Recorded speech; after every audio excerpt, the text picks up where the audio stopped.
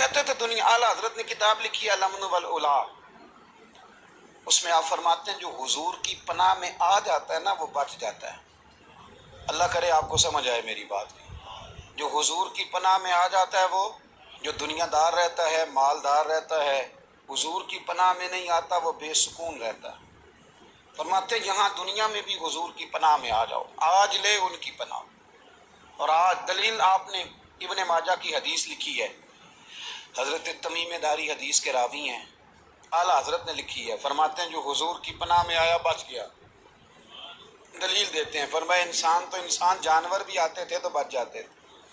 حضرت تمیم داری رضی اللہ تعالیٰ عنہ فرماتے ہیں کہ ہم کھڑے تھے، ایک اونٹ دوڑتا ہوا آیا، نبی کریم صلی اللہ علیہ وسلم کے پہلے اس نے قدموں پہ سجدے کیے، صحابہ کہنے لگے حضور ہمیں بھی اجازت دیں، فرمایا وہ تو بے زبان ہے، اسے تو پتہ کوئی نہیں، پیش نظر ہے وہ نو بہار، سجدے کو دل ہے بے قرار، روکیے سر کو روکیے یہی تو امتحان ہے۔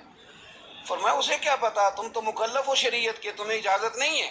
اور اعلیٰ حضرت نے 2 ٹوک لکھا ہے، فرمایا سوائے خدا کے کسی کو تعظیمی سجدہ بھی حرام ہے۔ یہ نوٹ کر لیں میری بات۔ اور اعلیٰ حضرت نے فتاوی رضویہ میں لکھا ہے کسی قبر پہ جاؤ تو 4 ہاتھ دور کھڑے رہو۔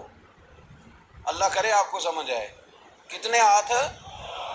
4 ہاتھ دور کھڑے رہو، سورۃ فاتحہ پڑھو، درود شریف پڑھو، جس قبر پہ گئے ہو ان کی روح کو اصال ثواب کر، ان کے وسیلے سے دعا مانگو۔ اعلیٰ حضرت فرماتے ہیں قبر کو سجدہ بالاتفاق حرام ہے، طواف قبر کا کرنا بالاتفاق حرام ہے، بوسہ لینے میں اختلاف ہے کہ جائز ہے کہ ناجائز ہے، لیکن بوسے سے بھی چونکہ شک پڑتا ہے تو فرماتے ہیں احمد رضا کی رائے یہ ہے کہ بوسہ لینے سے بھی بچا جائے۔ وہ آ گیا تو اس سے اگلی باتیں کرتا ہے، بس خاموش رہ، باادب رہ اور پیچھے رہ۔ تو حضرت تمیم داری کہتے ہیں یہ حدیث اعلیٰ حضرت نے لکھی ہے الامن والاولا میں، فرماتے ہیں کہ اونٹ نے پہلے سجدہ کیا، قدم چومے، پھر اس نے حضور کے کان میں کوئی بات کہی۔ روزے دے دوالے نے غلامہ دیاں ٹولیاں، ایک پہ سن دے کروڑاں دیاں بولیاں، یعنی اونٹ نے بات کی تو حضور نے وہ بھی سن لی۔ اعلیٰ حضرت کہتے ہیں جو پناہ میں آتا ہے بچ جاتا ہے۔ کہتے ہیں رسول کریم نے نا اونٹ کی پشت پہ ہاتھ پھیرا اور اللہ کے محبوب فرمانے لگے فکر نہ کر، اب تو آ گیا ہے نا تو جیسے تو کہے گا ویسے ہی ہو جائے گا، جیسے تو کہے گا ویسے ہی۔ ابن ماجہ میں موجود ہے، پر میں چونکہ فاضل بریلوی رحمۃ اللہ علیہ کی کتاب سے پیش کر رہا ہوں الامن والاولا سے، تو میں اسی انداز میں پیش کر رہا ہوں جس انداز میں وہاں ہے۔ حضرت تمیم داری کہتے ہیں کہ ہماری سمجھ میں بات کوئی نہ آئی، تھوڑی دیر گزری تو کچھ لوگوں نے ہاتھوں میں رسیاں پکڑی ہیں، خنجر پکڑے ہیں، دوڑے آئے، یا رسول اللہ یہ ہمارا اونٹ ہے۔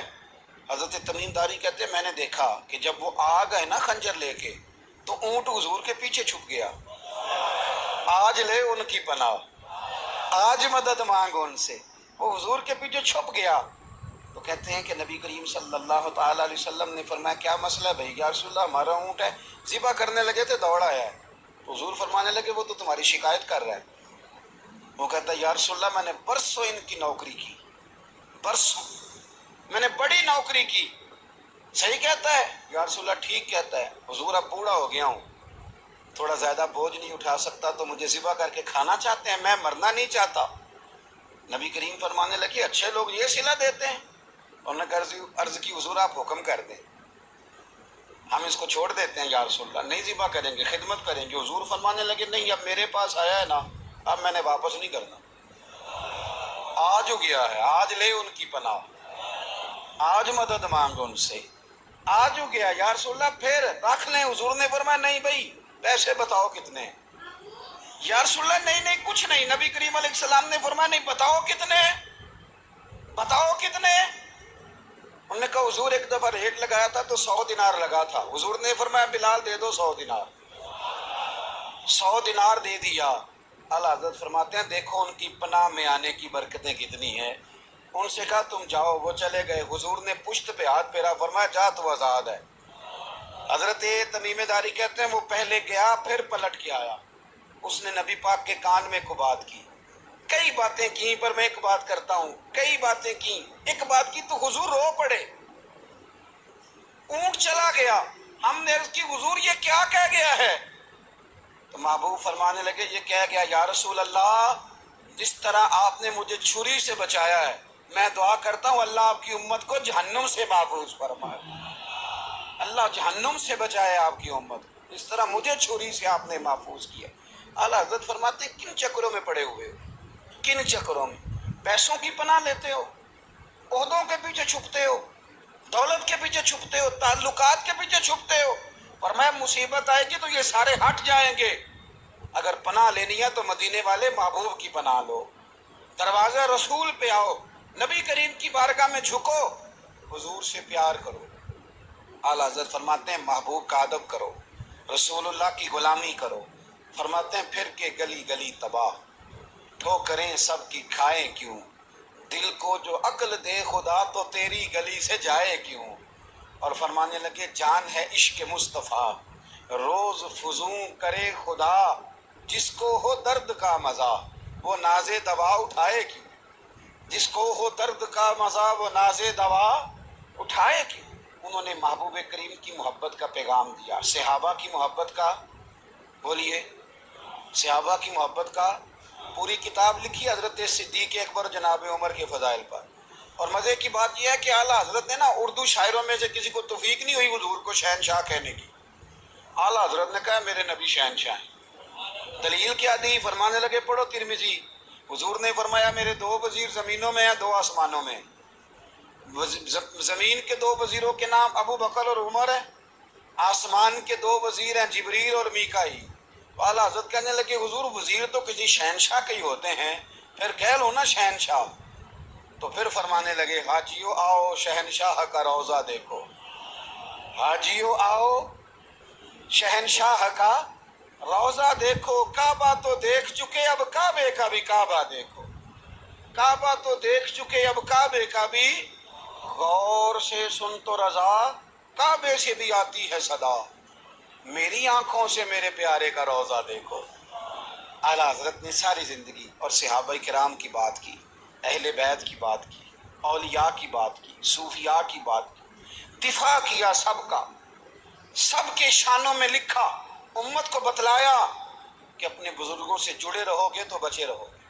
اعلیٰ حضرت نے طنز کرنے سے، تنقید کرنے سے، بلا وجہ غلطیاں نکالنے سے اور ایک دوسرے پر لان تان کرنے سے ہمیں بچنے کو کہا۔ اعلیٰ حضرت فرماتے ہیں کوئی علم اگر آ جائے نا تو اس کا معنی یہ نہیں کہ سب کو جاہل سمجھ لینا چاہیے۔ سمجھ آ رہی ہے میری بات کی؟ ہم جس شعبے میں بھی ہوتے ہیں نا سامنے والے کو ان پڑھ ہی سمجھتے ہیں۔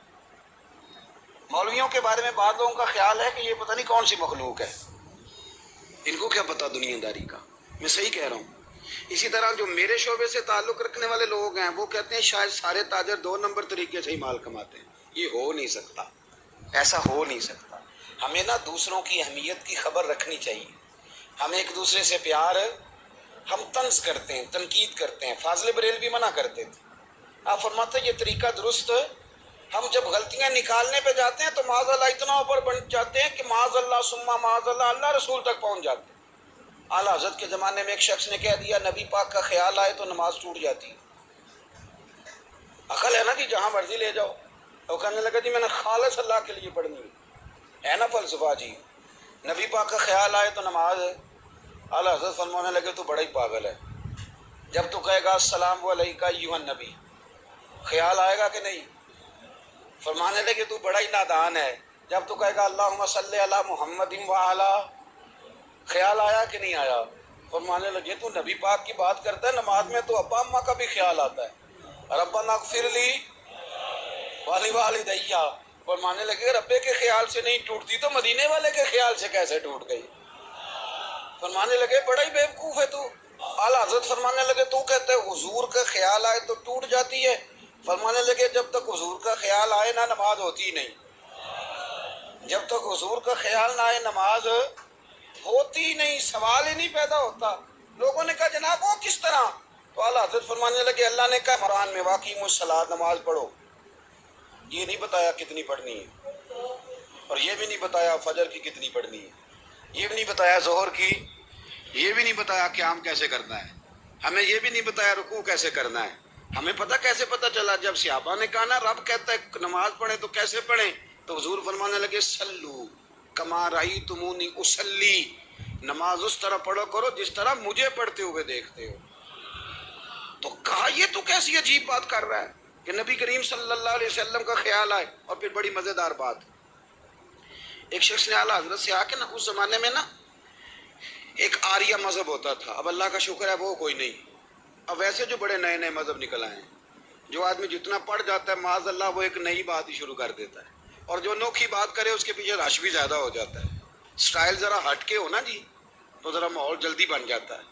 تو وہ آریہ مذہب تھا، تو وہ ایک آریہ آ گیا اعلیٰ حضرت کے پاس، آ کے کہنے لگا کہ فرض کی اہمیت زیادہ ہے کہ سنت کی؟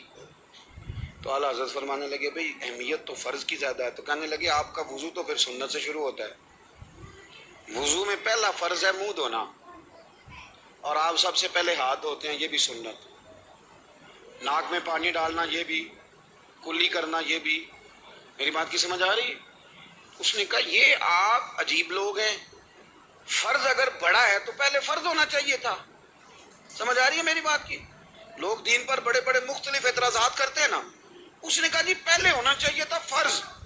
تو منہ دھونا فرض ہے، آپ نے گھٹنوں تک ہاتھ دھوئے، اب یہ جو آپ نے ہاتھ دھو یہ بھی سنت، کلی کری تو وہ بھی سنت، ناک میں پانی ڈالا تو وہ بھی سنت. تو آپ تو چوتھے نمبر پہ فرض ادا کر رہے. تو اعلیٰ حضرت فرمانے لگے تو اصل میں محبوب کا غلام نہیں نا. ہاں تجھے